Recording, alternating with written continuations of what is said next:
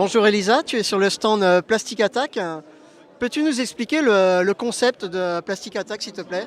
Alors la Plastic Attack, en fait, c'est un mouvement qui est né l'année dernière au sud-ouest de l'Angleterre. En fait, c'est des gens qui se sont regroupés, qui sont allés dans un supermarché. Ils ont fait leurs courses et ils ont décidé de laisser leurs emballages sur place pour que ça soit le supermarché qui les traite, ces déchets-là. Donc sachant que c'est autorisé, en fait, il y a la loi Grenelle 2 qui autorise un individu à laisser ses emballages sur place dans un supermarché de plus de 2500 m². Donc après, si vous voulez le faire tout seul, vous pouvez, il n'y a pas de souci. Depuis cette action, en fait, elle a eu beaucoup de succès et du coup, il y a pas mal d'actions en France qui ont pullulé, on va dire ça comme ça. Et du coup, nous, en fait, notre action, c'est plus de la sensibilisation. Donc nous, en fait, on va au bout des caisses. On interpelle les gens, on leur demande s'ils sont OK pour qu'on enlève l'emballage superflu de leurs courses. Et du coup, on remplit nos caddies avec tous ces déchets-là pour les laisser au supermarché. Donc voilà, en fait, nous, on fait vraiment ça pour sensibiliser à l'usage excessif du plastique et vraiment orienter les gens vers une démarche zéro plastique, voire zéro déchet. Donc ça veut dire que c'est le supermarché ou l'hypermarché qui va gérer ces déchets? Oui, exactement. Ils sont censés avoir des conteneurs pour pouvoir trier tout ça. Ce qui est étonnant, c'est qu'en 2019, quand même, il y a beaucoup de supermarchés qui ne servent pas les clients dans des contenants, les personnes qui viennent avec leurs propres contenants. Oui, je suis d'accord. Moi, j'habite à Saumur. J'ai le Leclerc de Saumur, si vous m'entendez, qui ne veulent pas de mes contenants réutilisables pour mettre mon fromage et mon jambon. Et enfin voilà. Par contre, Intermarché le fait. Et Carrefour, un appel au Leclerc de Saumur alors. Voilà, exactement. Mais je sais que Carrefour, là, dernièrement, ils ont dit que justement, c'était autorisé maintenant dans tous les carrefours de France, les emballages, enfin les contenants réutilisables, pardon. D'accord, écoute, merci Elisa. Bonjour Mickaël, tu fais partie de l'association En Transition. Peux-tu nous dire quelques mots de l'association, s'il te plaît? En transition, son objectif, c'est de valoriser, relier, renforcer les initiatives locales pour un monde plus solidaire et plus écologique. Il y a plein de solutions qui existent à côté de chez nous, mais elles sont fragiles, petites, peu connues. Et donc l'objectif, c'est de les faire connaître pour qu'elles grandissent et qu'elles deviennent la nouvelle société de demain. Pour ça, on organise des événements, des conférences, des ateliers, des débats. On a une émission radio sur Radio G un vendredi sur 2. Et puis le projet de guide Demain en poche. Vous pouvez contribuer à ce guide sur demainenpoche.fr. Il ne manque plus que quelques contributeurs pour le sortir. Merci.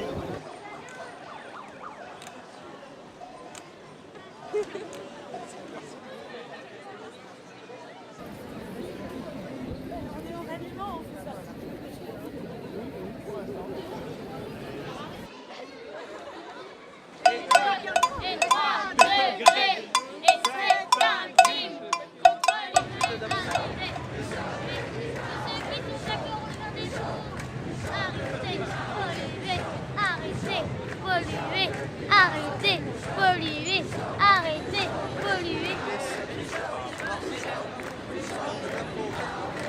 magique et pas automatique. Le plastique magique et pas automatique. Le plastique magique et pas automatique. Le plastique magique. Plus chaud que le climat, on est plus chaud. Plus chaud que le climat, on est plus chaud. Plus chaud que le climat, on est plus chaud. Plus chaud que le climat. Pas de nature, pas de futur. Et 1, et 2, et 3 degrés, c'est un cri contre l'humanité. Hop! Hop! Hop! Hop!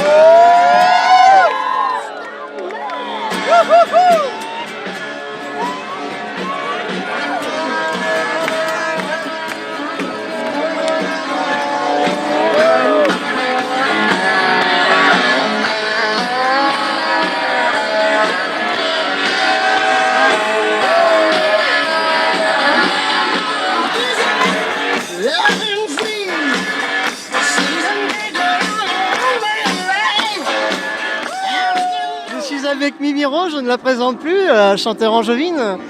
Dis-moi Mimi, tu es très présente sur les manifestations en ce moment, que ce soit écologique ou sociale. Peux-tu nous dire pourquoi tu es présente justement? Justement là c'est important. On va flinguer la planète avec nos méfaits. Notre ciel est la poubelle de tous les déchets. Gaz toxiques, produits chimiques.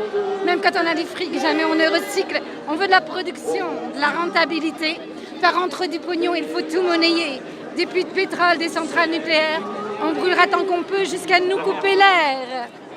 Mimi, elle assure. Merci Mimi. Pour l'avenir du vivant sur la planète, donc pour nous directement, pour nos enfants, pour nos petits-enfants, pour tout le monde, c'est important. Il va falloir lutter dans les heures, dans les jours, dans les semaines, dans les années qui viennent, sensibiliser au maximum. On est nombreux aujourd'hui, c'est bien, moi je veux qu'on soit encore plus nombreux, je veux que tout le monde soit là, soit sensibilisé et agisse contre le dérèglement climatique. Donc vous êtes là, c'est super, bravo à vous tous.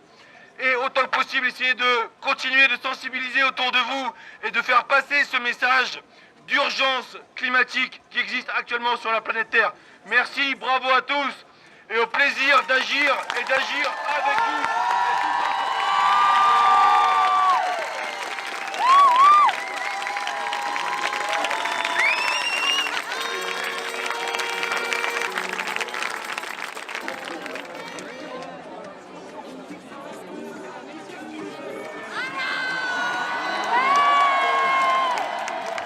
Bonjour Mathieu Orphelin, vous avez quitté La République En Marche 5 mois après le départ de Nicolas Hulot. Pouvez-vous nous dire quelques mots sur les enjeux climatiques, économiques et sociaux que vous trouvez insuffisants? Effectivement, j'ai quitté le groupe La République En Marche à l'Assemblée nationale, non pas fâché, mais devant un désaccord sur les priorités politiques.